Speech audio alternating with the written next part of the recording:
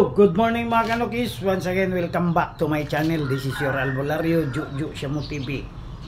So, kung sino yung di pa napadpad doon sa ating YouTube channel mga kanukis, Juju Shamu TV, yung name. Saka please subscribe, hit the notification bell icon, select all mga kanukis. We have 400 plus video doon. So, nakakatulong talaga yon.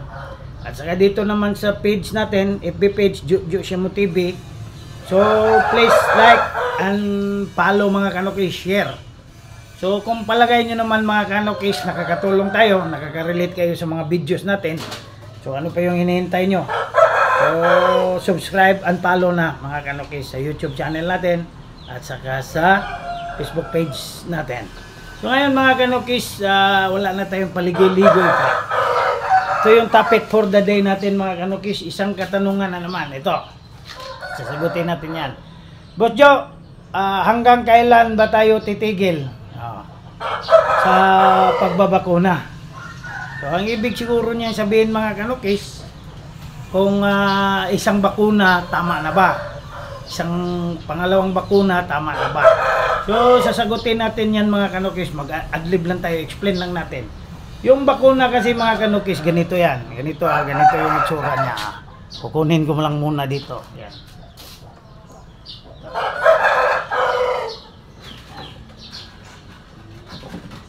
Ganito yung tsura niyan. Yan. Ito.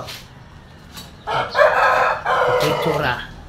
Ito yung premix na. Ito yung sisidlan. Dalawa yan sila. Ito yung Lasuta plus IB. So pag tinatawag natin Lasuta plus IB, NCD yan. NCD Lasuta. Newcastle disease sa English. Sa Bisaya, aratay. Sa Tagalog, tawag nila dito piste.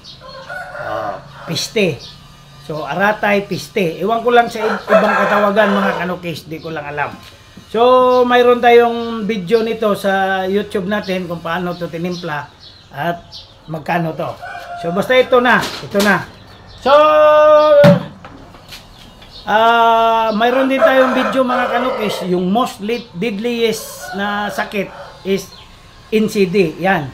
Pag tinamaan ka kasi ng aratay, piste, Newcastle disease sa English, talagang uubusin yung manok mo within 48 hours or 3 days, 4 days, ganon, ubus na yan. So may mga video tayo niyan. So ito yung sasagutin natin ngayon. Hanggang kailan ba or titigil ba tayo sa pagbabakuna? Ang bakuna mga kanukis, that is maintenance. So ibig sabihin may duration siya. Pag na-open mo na yung tulad nito, pag na-mix mo na tong dalawa, kailangan gamitin mo to within 14 hours. Kasi after 14 hours, wala nang bisa to. Mamamatay na tong live vaccine dito. Mamamatay na. So useless na. Tulad nito, hindi na to magagamit. So yun. Kailangan gamitin ka agad. Ubusin talaga lahat yung manok. Lahat. So ngayon, hanggang kailan ba tayo magbabakuna? So, as per direction mga kanukis, doon sa kanila, siyempre sila man yung gumawa niyan, sila din yung magkuha ng direction. Every 3 months. Kasi yung duration ng kuhan mga kanukis, lahat naman ng vaccine, ganun. May katapusan. Pag rabies, vaccine man din niya rabies. Mga anti-tetanus, mga basta lahat may renewal yan. Ang rabies kasi every year dapat nagpapaturok yung aso. Pero ito every 3 months. So kasi pag lumampa, like for example January, February, March, dapat April 1 tira ka na. So bakunahan mo na. Like sa January 1, January, February, March, April 1, bakuna ka na naman. April, May, June, July, August 1, bakuna ka na naman. So, ibig sabihin, every 3 months, renewable siya. So, babakunahan mo talaga. What happened kung hindi ka nagbakuna? Pag may piste mga kanukis, may aratay na tumama sa isang barangay, madadamay ka sa hangin kasi airborne yan, sigurado tatamaan ka. Kaya yung iba, sasabihin nila, nagbabakuna naman ako, Busjo. Eh, bakit tinamaan pa rin ako? Ako, kailan ka last huling nagbakuna? Oh, sabi nila, 5 months ago, Busjo. Wala na. Every 3 months. Sa akin dito, every 3 months.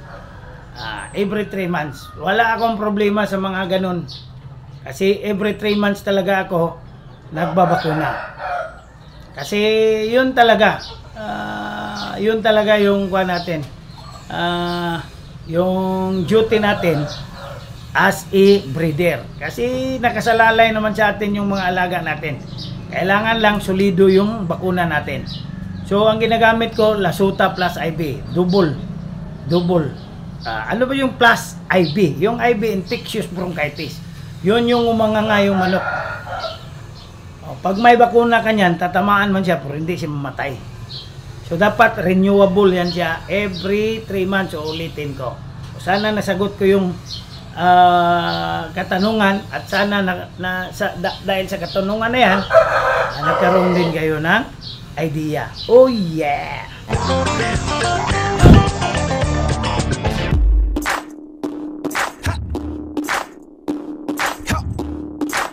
Cut the camera.